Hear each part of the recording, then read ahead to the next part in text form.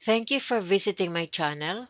Before we start, please hit the subscribe, like, and share buttons to receive notification of future presentations. Our topic for discussion is vicarious liability under Article 2180 of the new Civil Code. In tort law, vicarious liability refers to the legal responsibility of one party for the wrongful actions of another party. Our usual understanding is that we are liable only for our own acts and omissions. But under the law, there are situations where we are liable for acts and omissions of persons over whom we are responsible. What is vicarious liability? A person who has not committed the act or omission which caused damage or injury to another may nevertheless be held civilly liable to the latter either directly or subsidiarily under certain circumstances. This is also known as the doctrine of imputed negligence. However, the liability of the vicarious obligor is primary and direct, not subsidiary. That is, he is solidarily liable with the tortfeasor. His responsibility is not conditioned upon the insolvency of or prior recourse against the negligent tortfeasor.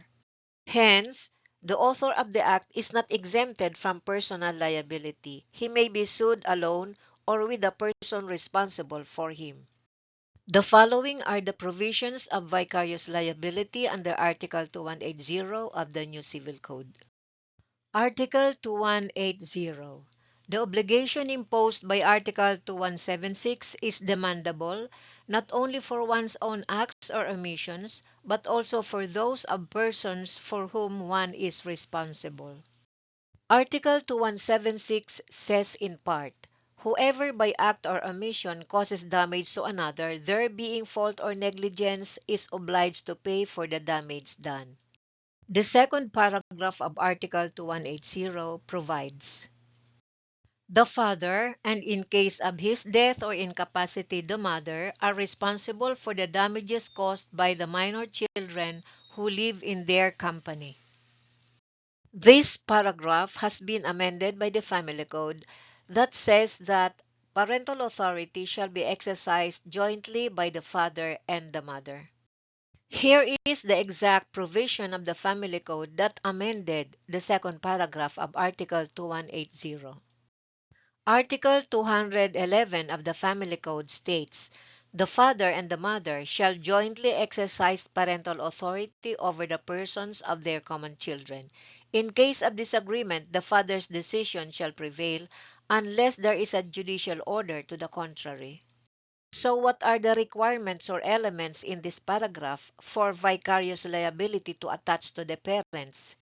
First, the minor child causes damage to another, and second, he is living with his parents. Paragraphs 2 and 3 of Article 2180 speak of minors. Minors here refer to those who are below 21 years of age, not below 18 years. The law reducing the majority age from 21 to 18 years of age did not amend these paragraphs. Article 236, paragraph 3 of the Family Code as amended by RA 6809 provides, nothing in this code shall be construed to derogate from the duty or responsibility of parents and guardians for children and wards below 21 years of age mentioned in the second and third paragraphs of 2180 of the Civil Code. So who are the persons vicariously liable under paragraphs 2 and 3 of Article 2180? They are the following: A. Parents, B. Adopters, C. Court-appointed guardians, D. Those that exercise substitute parental authorities, namely grandparents, oldest qualified sibling over 21 years of age, the child's actual custodian provided he is qualified and over 21 years of age, E.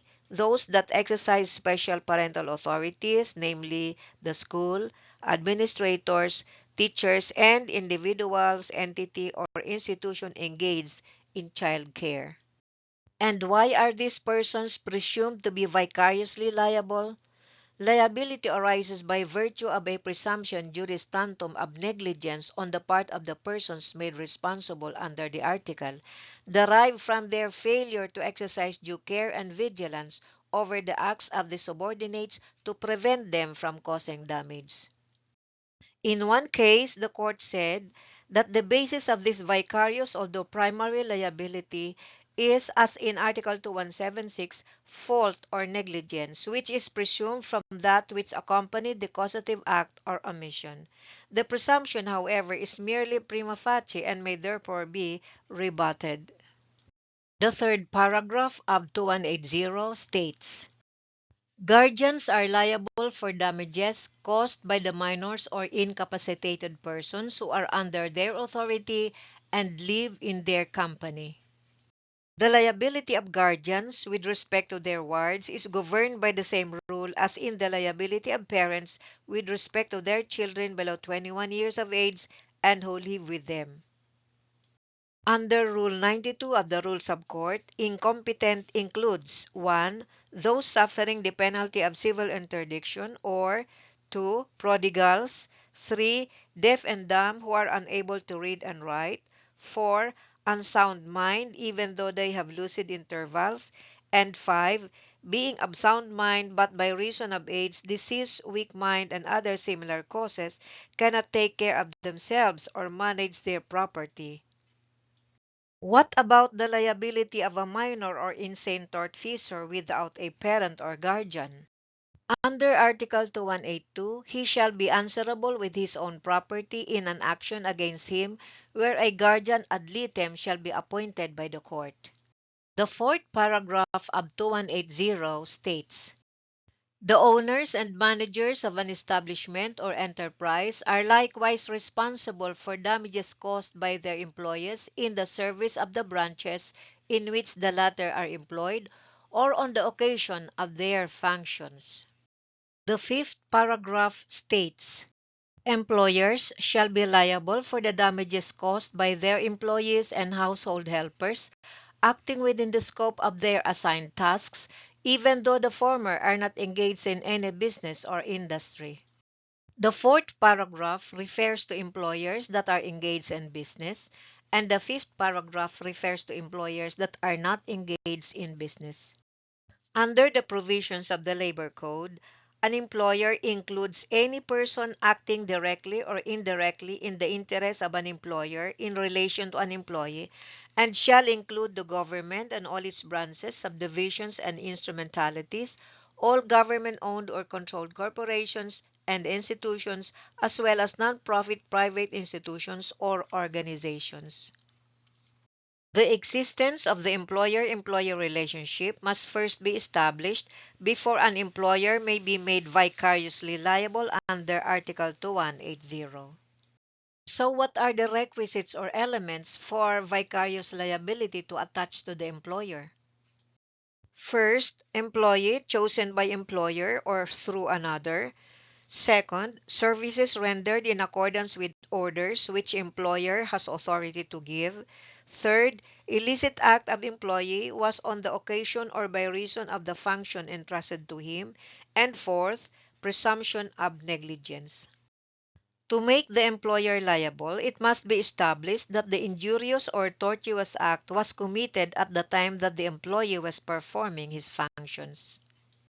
The basis of the employer's liability are the following: the employer's negligence in the selection of their employees and the employer's negligence in the supervision over their employees. The presentation of proof of the negligence of its employee gives rise to the presumption that the defendant employer did not exercise the diligence of a good father of a family in the selection and supervision of its employees. The sixth paragraph of 2180 states, the state is responsible in like manner when it acts through a special agent, but not when the damage has been caused by the official to whom the task done properly pertains, in which case what is provided in Article 2176 shall be applicable. As a general rule, the state is immune from suit. Section 3, Article 16 of the 1987 Constitution states, the state may not be sued without its consent. Hence, this paragraph is a waiver of immunity. The other instances where the state gives consent to being sued, aside from 2180 paragraph 6, are the following. Article 2189 provides for state liability for damages caused by defective condition of public works, and the Local Government Code provides for the liability of local government units for wrongful exercise of its proprietary functions. The latter is the same as that of a private corporation or individual. Under 2180, the responsibility of the state is limited to that which it contracts through a special agent. In one case, the court defined a special agent as one who receives a definite and fixed order or commission foreign to the exercise of the duties of his office if he is a special official. He is duly empowered by a definite order or commission to perform some act or charged with some definite purpose which gives rise to the claim. If he is a government employee or official, he must be acting under a definite and fixed order or commission foreign to the exercise of the duties of his office. The concept of special agent, however, does not apply to any executive agent who is an employee of the active administration and who, in his own responsibility, performs the functions which are inherent in and naturally pertain to his office. The seventh paragraph of Article 2180 states, lastly, teachers or heads of establishments of arts and trades shall be liable for damages caused by their pupils and students or apprentices so long as they remain in their custody. In one case, the court explained the meaning of custody. It said custody means the protective and supervisory custody that the school, its head and teachers exercise over the pupils so long as they are in attendance in school, which includes recess time. So who are presumed to be vicariously liable? For pupils and students, the teacher in charge or the one designated to exercise supervision over the students, and for apprentices, the head of the establishment of the School of Arts and Trades. What about the school itself? Is it ever held vicariously liable? The school is liable if the tortfeasor is a student of the school under Article 218 of the Family Code. If the tortfeasor is a teacher or employee of the school, it is liable as employer under 2180, paragraph 5 of the Civil Code. If the tortfeasor is a stranger, it is liable for breach of contract. This is based on the case of PSBA versus CA. The last paragraph of Article 2180 states, the responsibility treated of in this article shall cease when the persons herein mentioned prove that they observed all the diligence of a good father of a family to prevent the damage. The last paragraph provides for the defenses available to the persons held to be vicariously liable under this article. With respect to parental liability under paragraph 2, it is anchored upon parental authority coupled with presumed parental dereliction in the discharge of the duties accompanying such authority.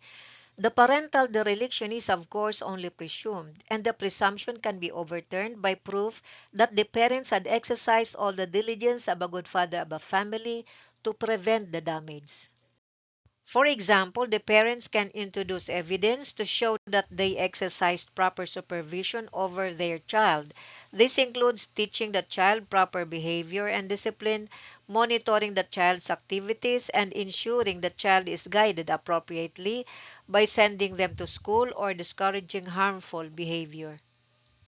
The evidence to be presented may be proof of discipline like school records, testimony of teachers, and testimony of neighbors. The parents must also prove that they took steps to prevent the child from causing harm, like not allowing a child with violent tendencies to have access to dangerous objects. The parents may also prove that the child was in the custody of another person when the wrongful act was committed. For example, if the child was in school when the incident occurred, liability may shift to the school. The parents may also argue that the damage was caused by an intervening factor like the injured party's negligence or an unrelated third party. Finally, if the damage was due to force majeure or fortuitous event, the parents may be exempt from liability. The same defense is available to guardians held vicariously liable under paragraph 3 of the article. As to the employers, engaged or not engaged in business, who are held to be vicariously liable for the acts and omissions of their employees, the defense available to them is that they exercise the diligence of a good father of a family in the selection and supervision of their employees. The employer may argue that there is no employer-employer relationship or that the action of the employee was outside his scope of employment. As to the state, even if it has waived immunity, it can argue that the act in question arose from the performance of a governmental function like law enforcement or public health services for which the state is not liable.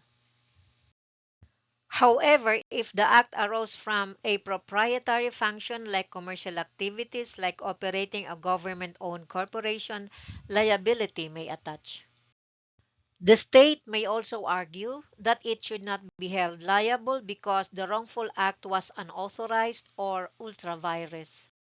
With respect to schools, a school as an employer is presumed liable for the negligence of its teachers and administrators unless it proves that it exercised due diligence in number 1, selecting competent and qualified personnel, and number 2, supervising their actions to prevent negligence or wrongful acts.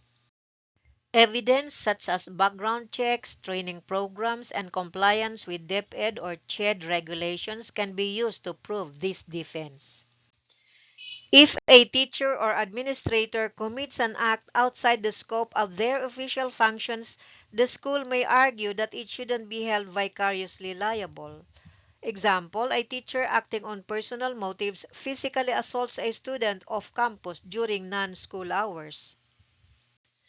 The school may also argue that the injury was not caused by the negligence of its employees but by an independent cause, like student misconduct or third-party intervention. Example, a student gets injured in a fight caused by a non-student trespasser despite the school's reasonable security measures. If the incident occurred during an off-campus event where parents had assumed responsibility, like for example an unauthorized outing, the school may not be held liable.